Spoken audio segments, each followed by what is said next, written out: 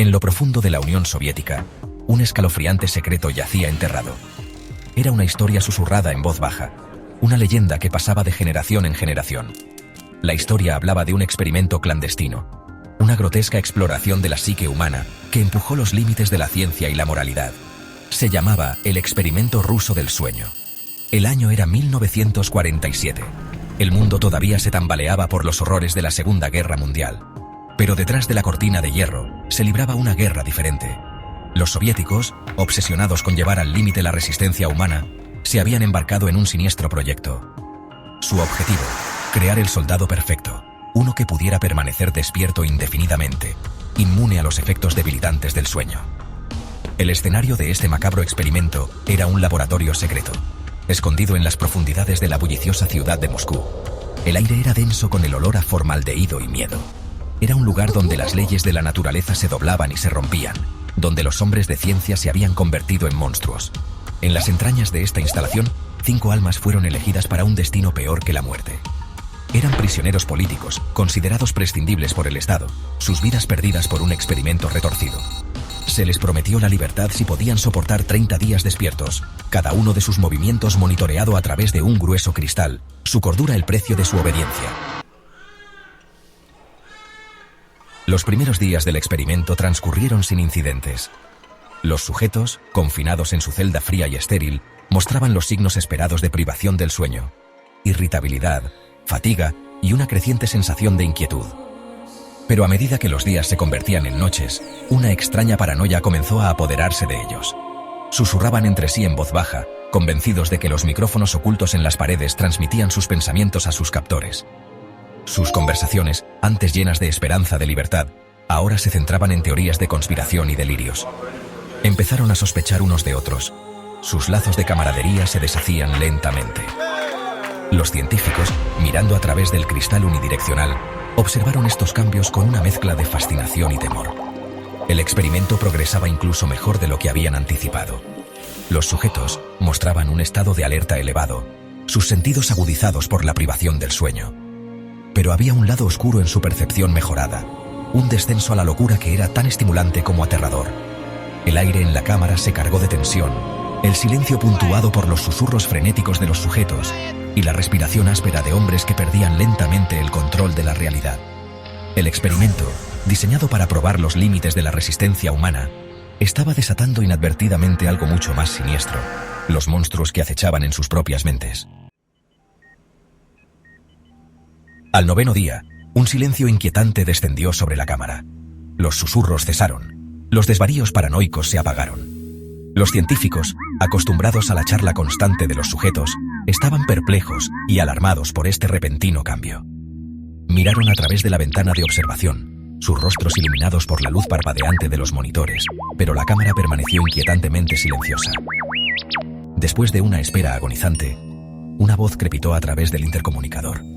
Una voz tan hueca y desprovista de emoción que les envió escalofríos por la espalda.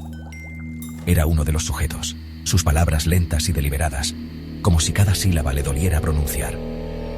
«No queremos ser liberados», susurró, su voz apenas audible por encima de la estática. Los científicos intercambiaron miradas inquietas. ¿Qué había ocurrido en la cámara durante esas largas horas de silencio? ¿Qué había llevado a los sujetos a rechazar su única oportunidad de libertad? Las preguntas persistían en el aire, sin respuesta, sus implicaciones demasiado inquietantes para contemplar. La súplica de los sujetos para permanecer encarcelados envió un escalofrío a los corazones de los científicos. Era un testimonio escalofriante de la profundidad de su desesperación, una señal de que el experimento había destrozado irrevocablemente sus mentes.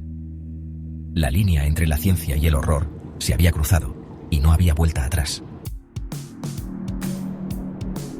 Para el día 15, toda apariencia de humanidad había abandonado a los sujetos.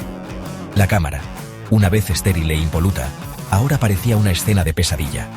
La sangre manchaba las paredes, testimonio de sus heridas autoinfligidas y arrebatos violentos.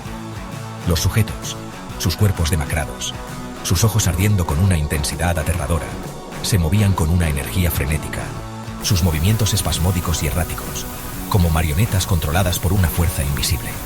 El hedor a putrefacción impregnaba el aire, una mezcla nauseabunda de sudor, orina y carne podrida.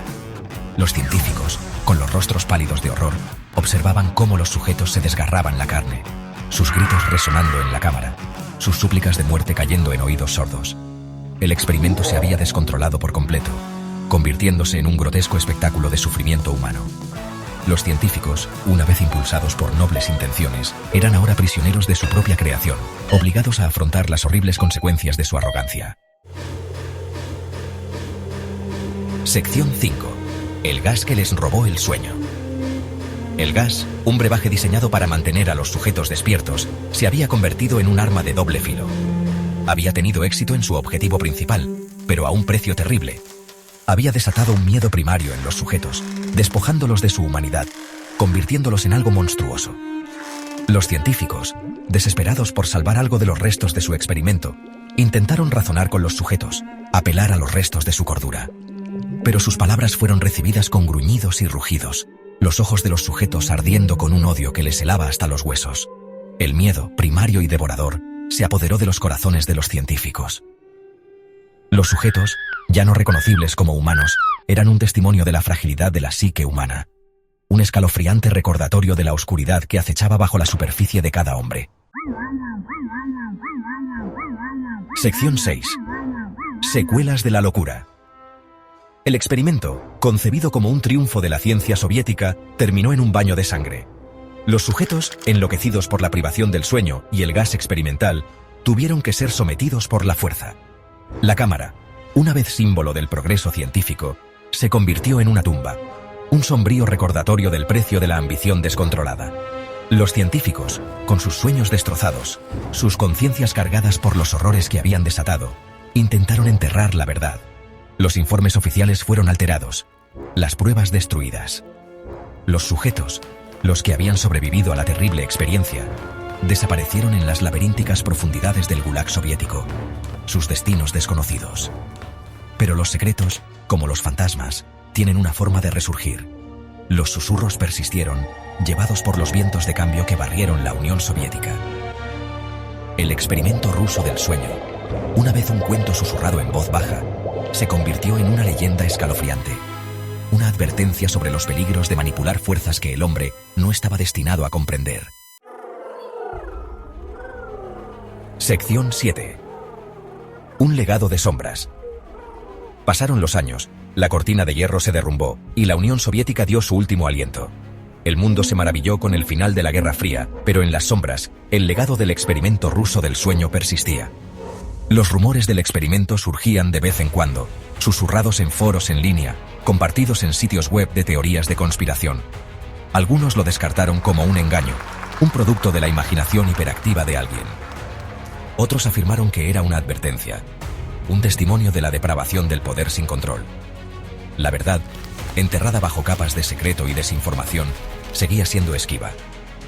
Los científicos involucrados en el experimento desaparecieron. Sus motivos, sus métodos envueltos en misterio.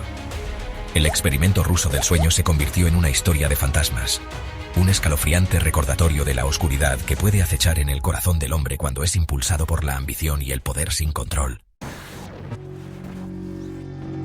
Sección 8.